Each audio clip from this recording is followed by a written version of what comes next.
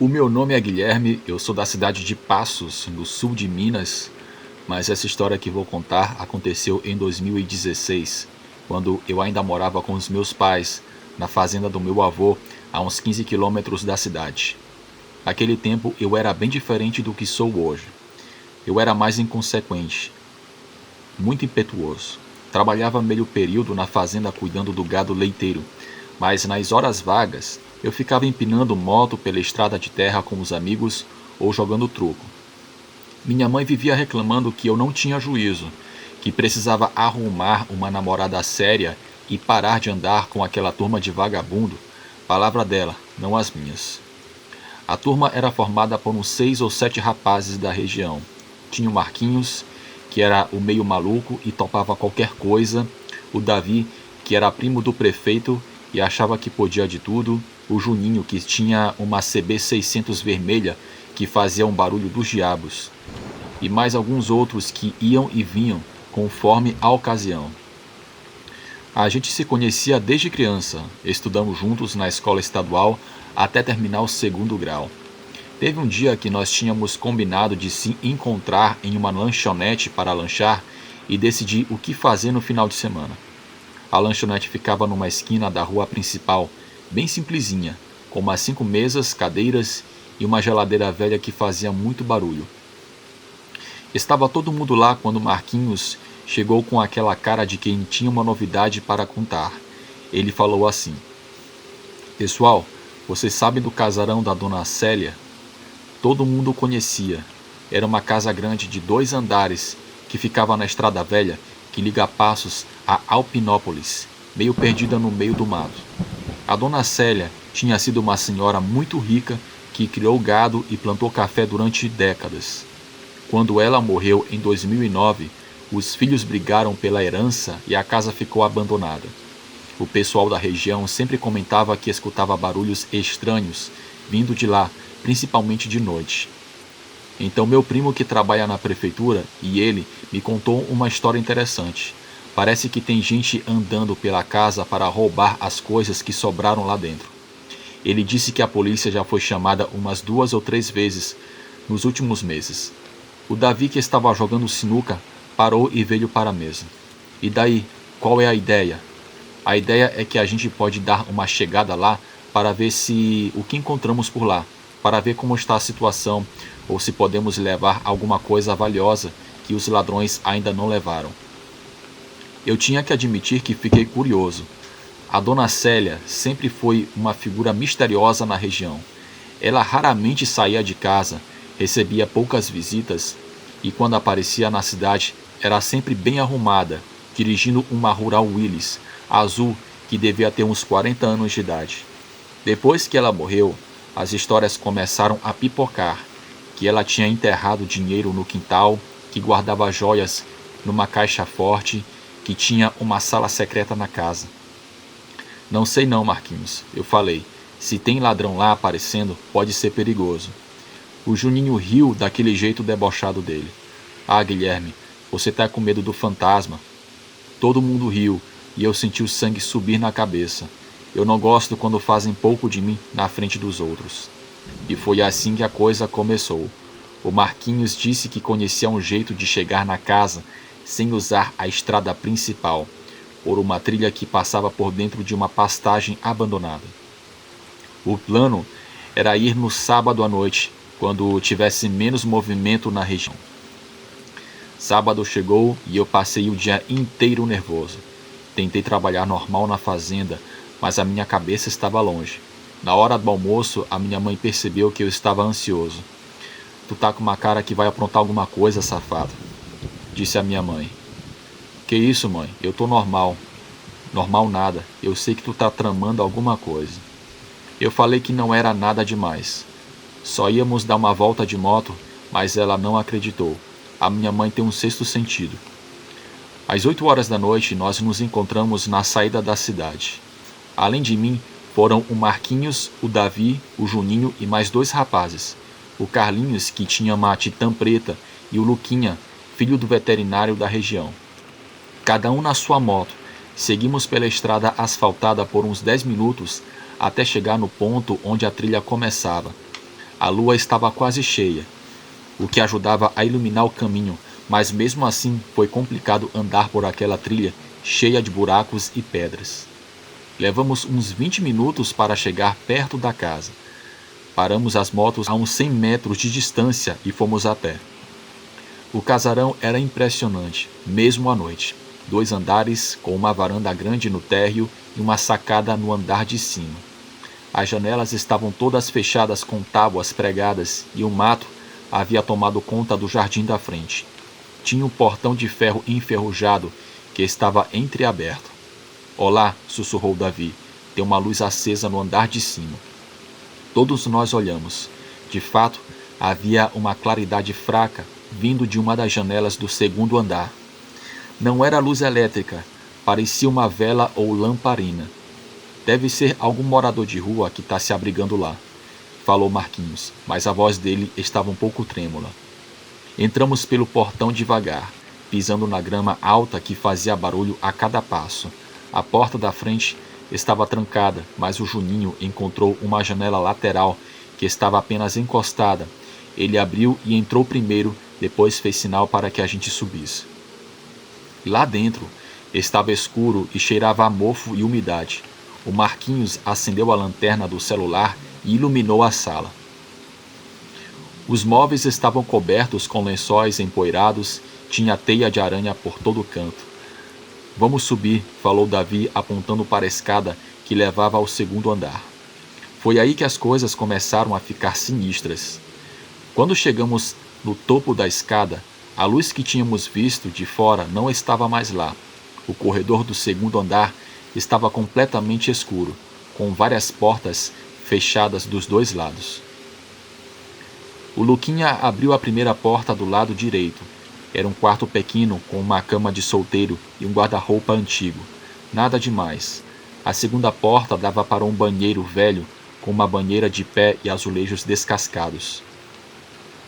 Foi quando Carlinhos abriu a terceira porta que a coisa ficou feia. O quarto era grande, com uma cama de casal no centro e uma penteadeira encostada na parede. Mas o que chamou nossa atenção foi que havia velas acesas em cima da penteadeira, iluminando o ambiente com uma luz amarelada. "Alguém está morando aqui mesmo", falou Juninho. Mas quando ele disse isso, ouvimos um barulho vindo de baixo. Era como se alguém estivesse arrastando móveis pela casa. Ficamos todos parados, escutando. O barulho parou por alguns segundos, depois recomeçou mais forte. "Vamos embora, rapaziada", falei, mas Marquinhos já estava andando em direção à penteadeira. Foi quando aconteceu. As velas se apagaram, todas de uma vez, como se alguém tivesse soprado. O quarto ficou no escuro total, e o barulho lá embaixo parou de repente. O silêncio era tão pesado que dava para ouvir os nossos corações. O Davi acendeu a lanterna do celular de novo, e foi aí que vimos. Tinha uma mulher sentada na cama, de costas para a gente. Ela estava usando um vestido branco, meio transparente, tipo uma camisola, e o cabelo dela era comprido e grisalho. Não dava para ver o rosto, mas ela estava se balançando devagar para a frente e para trás. Ninguém conseguiu falar nada. Ficamos ali parados, olhando para ela que surgiu do nada ali, sem entender o que estava acontecendo. Depois de uns segundos que pareceram horas, ela começou a virar a cabeça na nossa direção e vimos seu rosto, e não era algo humano. Não esperamos para ver o rosto dela completo. Todos nós saímos correndo ao mesmo tempo. Descemos a escada tropeçando uns nos outros. Passamos pela sala e saímos pela janela. Corremos até as nossas motos, sem olhar para trás uma vez sequer. Só quando chegamos na estrada asfaltada é que paramos para respirar. Todo mundo estava tremendo, suando e ninguém conseguia falar. Nos dias seguintes, tentamos várias vezes conversar sobre o que tinha acontecido, mas sempre que conversávamos, alguém mudava de assunto. Era como se estivéssemos um acordo tácito de não falar sobre aquilo. O Marquinhos guardou um colar que tinha pego na casa sem que a gente percebesse. Uma semana depois, ele apareceu na praça com o braço engessado. Disse que tinha caído de moto, mas eu percebi que ele estava diferente. mais calado, mais sério. Quando perguntei do colar, ele falou que tinha perdido. O Davi mudou de cidade uns 2 meses depois. Falou que tinha arrumado um emprego melhor em Franca, mas todo mundo sabia que a família dele tinha dinheiro e ele não precisava trabalhar ou ir para outra cidade. O Juninho vendeu a moto e comprou um carro. Disse que estava cansado de moto, mas eu sabia que era mentira. Aquele menino vivia grudado na CB600. Quanto a mim, eu comecei a ter uns sonhos esquisitos. Eu sonhava com a mulher de branco que estava na cama, só que dessa vez eu conseguia ver mais o rosto dela. Parecia ser a dona Célia, mas não era uma coisa humana. Ela não falava nada, só ficava ali me encarando com uma expressão triste, como se quisesse me dizer alguma coisa importante, mas eu ficava paralisado de medo. Os sonhos foram ficando cada vez mais frequentes, até que em uma certa noite eu acordei e ela estava de fato lá, sentada na cadeira do meu quarto. Não era um sonho. Ela estava realmente ali, usando o mesmo vestido branco com os cabelos soltos nos ombros. Eu quis gritar, chamar meus pais, mas não consegui emitir nenhum som. Eu fiquei paralisado, tipo aquela paralisia do sono. Quando pisquei, de repente ela tinha sumido. Levantei da cama e acendi a luz, e o quarto estava normal. Quanto ao casarão, ele foi vendido pelos herdeiros da dona Célia, alguns meses depois, para uma empresa. Era uma empresa da capital que comprou para fazer uma garagem de caminhões. Eles reformaram tudo e hoje é um lugar bem movimentado. Eu nunca mais tive sonhos estranhos, nem vi a dona Célia de novo. A história toda me mudou de um jeito que é difícil explicar. Comecei a levar a vida mais a sério. O que mais me marca até hoje é pensar como a vida pode ser diferente do que parece por fora. Hoje, quando conto essa história para as outras pessoas, alguns amigos, alguns acreditam, outros acham que é invenção. O Marquinhos ainda mora na mesma região, é casado e tem 2 filhos. Ele trabalha no posto com o pai. Nunca mais falou sobre aquela noite. O Davi voltou de Franca há uns 2 anos. Abriu um escritório de contabilidade na cidade.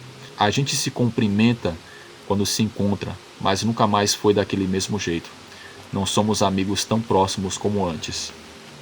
O Juninho virou até evangélico. É pastor de uma igreja pequena aqui perto. Uma vez ele veio e me disse que aquela noite foi um aviso de Deus para ele mudar de vida. Pode ser que sim. Cada um interpreta do jeito que quiser.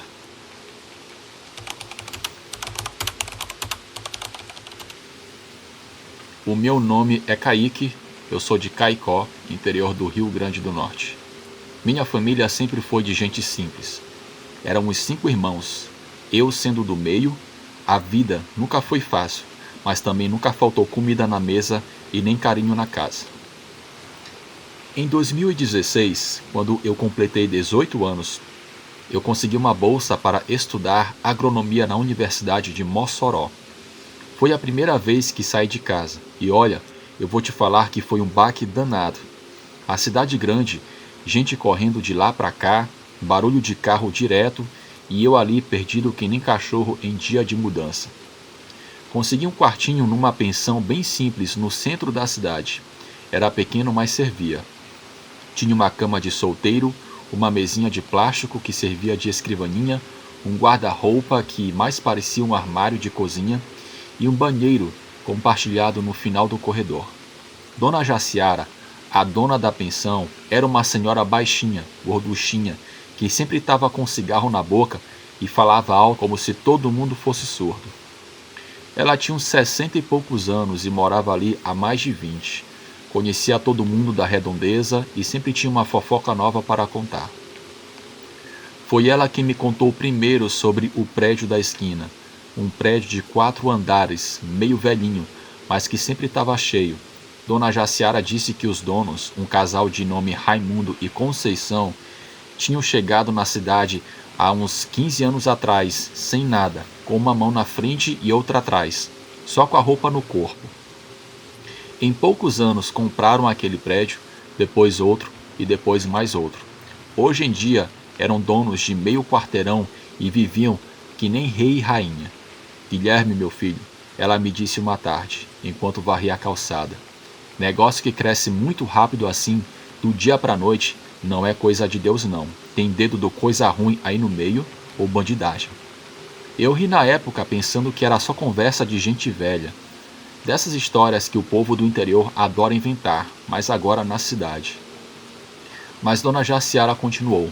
Tu vai ver que eu tô certa. Aquela gente fez pacto, menino. Vendeu a alma por coisa ruim em troca de dinheiro. Durante os primeiros meses, eu nem ligava muito para essas conversas. Estava focado nos estudos, tentando me adaptar à rotina da universidade, fazendo uns trabalhinhos de final de semana para complementar o dinheiro que os meus pais mandavam para mim. Mas aí, em uma madrugada de dezembro, tudo mudou. Eu estava estudando para uma prova de química de solo, bem concentrado, quando começou um barulho lá fora que me arrepiou todo. Primeiro foram uns gritos, mas não gritos normais.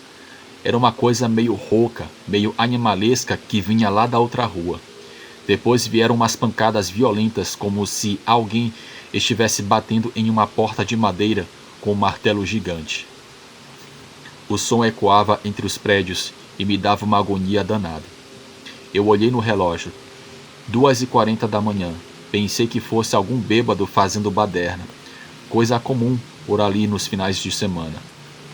Mas aí os sons ficaram mais estranhos. Começaram os uivos igual de cachorro, só que mais grave, mais assombrado. E tinha uma coisa que me chamou a atenção.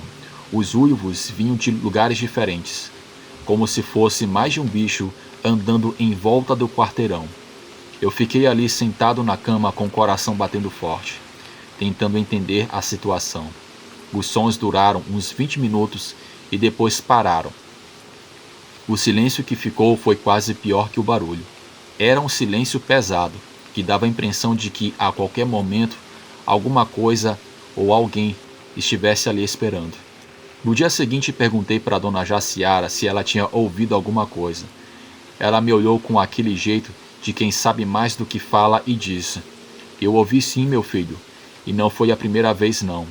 Aí ela me contou que esses barulhos aconteciam de vez em quando, sempre na madrugada, e ela dizia que era lobisomem. Sempre vindo da direção do prédio dos dois. O povo aqui já se acostumou, ela disse, mas eu sei que não é coisa boa. Tentei não ligar, mas a curiosidade estava me comendo por dentro.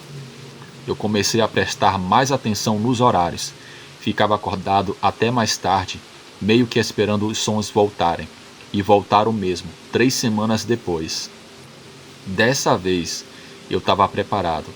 Quando começaram os primeiros gritos, saltei da cama e fui direto para a janela. Meu quarto estava no 2º andar da pensão e dava vista para a rua principal. Abri a cortina bem devagarzinho e espiei lá embaixo. A rua estava meio escura, só a luz de 2 postes. Primeiro não vi nada diferente, mas aí, vindo da direção do outro prédio, eu vi uma coisa que até hoje me dá calafrio só de lembrar. Era uma criatura animalesca, meio canina, mas nem sei como descrever direito. Tinha o tamanho de uma pessoa, mas andava em 4 patas que nem um animal. O corpo era meio torto, desproporcional, e andava apoiado pelos cotovelos. Era uma coisa como se alguém tivesse juntado pedaços de bichos diferentes. A cabeça era grande demais para o corpo, e os braços, se é que posso chamar de braços, eram compridos e finos. Aquilo sem dúvida era um lobisomem, no meio da cidade. A coisa se movia numa velocidade impressionante. Não era corrida comum, era uma coisa sobrenatural. Ela cruzou a rua em 2 segundos, subiu a calçada do outro lado e desapareceu em uma viela que dava para os fundos da cidade, indo na direção rural. Eu fiquei ali grudado na janela com as pernas tremendo. Eu não conseguia acreditar no que tinha visto. Fechei a cortina, tranquei a porta do quarto e fiquei acordado até o sol nascer. No outro dia, tentei me convencer de que tinha sido pesadelos, que minha cabeça tinha pregado uma peça em mim, mas no fundo eu sabia que tinha visto um lobisomem. Passei a evitar sair de casa depois das 10 horas da noite. Quando eu precisava voltar tarde da universidade, corria da parada de ônibus até a pensão, sempre olhando para trás. Dona Jaciara percebeu a minha mudança de comportamento e um dia ela puxou conversa comigo. Tu viu alguma coisa? Ela perguntou com aquele olhar penetrante. Eu contei tudo para ela, esperando que ela fosse rir ou me chamar de maluco. Mas ela me disse, eu sabia que um dia isso ia acontecer. Eu te disse que tem um lobisomem rondando essa parte. Esse negócio que os dois fizeram tá cobrando preço. Ela me contou então que outras pessoas já tinham visto coisas estranhas, não só aquele lobisomem. Um vizinho do lado relatou que seu cachorro não parava de latir nas madrugadas, sempre olhando na direção do prédio. E havia uma mulher que morava a 2 quadras dali que disse que às vezes acordava com a impressão de que tinha alguém rondando durante as madrugadas, rondando a sua casa, e tinha um fedor insuportável. Durante as semanas seguintes, eu observei mais o movimento dos prédios, do Raimundo e da Conceição. Bem, o Raimundo e a Conceição continuavam com suas vidas normais, entrando e saindo em seus carros do ano, sempre bem vestidos e sempre sorrindo. Mas percebi uma coisa, eles nunca saíam de casa depois das 8 horas da noite, nunca. Os sons voltaram mais 2 vezes antes do final do semestre, uma em janeiro e outra em março. Dessa vez eu não tive coragem de olhar pela janela. Eu sabia que era aquela criatura, ou talvez algo pior. Eu ficava debaixo das cobertas rezando para aquilo passar. Os uivos e pancadas pareciam estar ficando cada vez mais frequentes e mais próximos da pensão.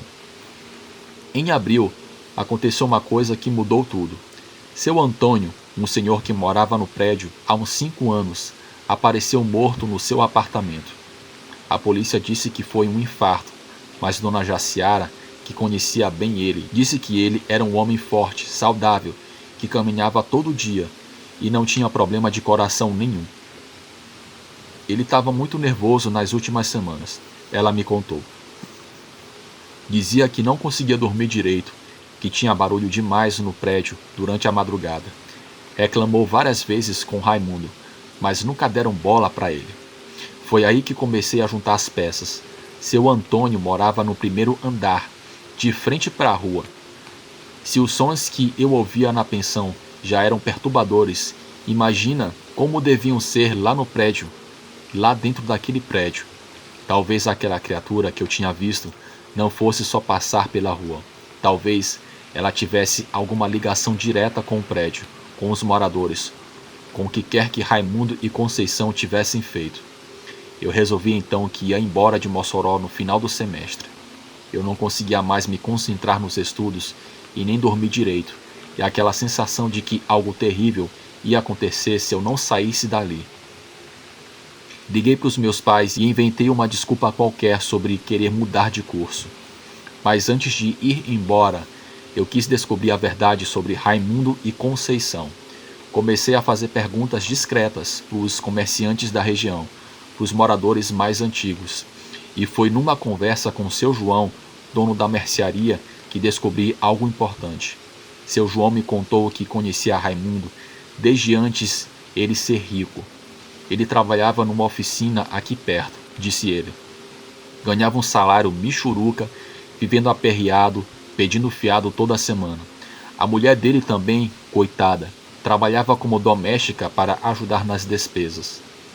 Mas aí de repente, em 2010, tudo mudou.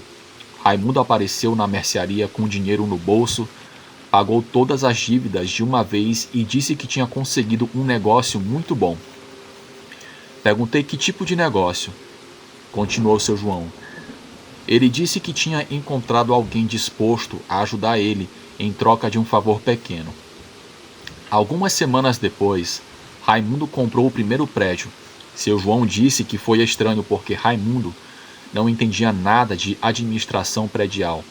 Nunca tinha trabalhado com imóveis, mas de alguma forma sempre conseguia inquilinos, sempre recebia o aluguel em dia, nunca tinha problemas com inadimplência. Eu achava suspeito, admitiu seu João, mas pensei que fosse só sorte mesmo, até que começaram os problemas. Que problemas? Eu perguntei. Os inquilinos que moravam nos prédios dele começaram a ter pesadelos. Uns diziam que ouviam vozes chamando o nome deles durante as madrugadas. Outros reclamavam de barulhos estranhos nas paredes. Teve gente que acordava com arranhões no corpo sem saber como tinha aparecido. Seu João contou que muitas pessoas se mudaram dos prédios de Raimundo, mas sempre aparecia gente nova para ocupar os apartamentos vagos. Era como se o prédio atraísse pessoas, ele disse. Era um prédio que tinha uma alta rotatividade. E quem ficava lá por muito tempo começava a ficar diferente, mais calado, mais nervoso. Alguns até adoeciam sem motivos aparentes. Essa informação me deixou ainda mais decidido a ir embora. Eu voltei para Caicó na semana seguinte, mas a história de Mossoró não saiu da minha cabeça. Teve uma vez que Dona Jaciara ligou para mim com uma notícia que me deixou ainda mais perturbado. Conceição tinha desaparecido. Simplesmente sumiu, sem deixar rastros. Raimundo disse à polícia que ela tinha ido visitar uma irmã em outro estado, mas ninguém acreditou na história. Seu João da mercearia disse que viu Raimundo comprando uma pá e um saco de cal numa loja de materiais de construção, 3 dias antes do desaparecimento. E tem mais, Dona Jaciara me contou, os barulhos pararam, desde que Conceição sumiu, não se ouve mais nada na rua durante a madrugada. É como se o que quer que estava por aí tivesse conseguido o que queria. Hoje, 3 anos depois, eu moro aqui em Caicó e trabalho na cooperativa agrícola da cidade. E afirmo que naquela noite eu vi um lobisomem e que aquele casal de alguma forma tem algo a ver com essa criatura. É uma história difícil de acreditar, tem muita ponta solta, mas hoje eu prefiro nem voltar mais lá naquele lugar de novo. Bem, esse é o meu relato, tenham todos uma ótima noite. Bem galera, é isso aí. Devido ao tempo, hoje eu trago um vídeo um pouco mais curto, mas mesmo assim eu espero que vocês possam ter gostado aí desses relatos. Deixe o seu comentário e deixe o seu like. E também no comentário me diga de qual cidade você me acompanha. Diga também qual relato você gostou mais. Se você quiser ajudar o canal com qualquer valor, a chave do Pix está aqui na descrição desse vídeo. Você ajuda quantas vezes você quiser e claro, não é obrigatório. E o valor que você quiser também. Você fazendo isso, você apoia o meu canal. Obrigado, galera. Nos vemos no próximo episódio.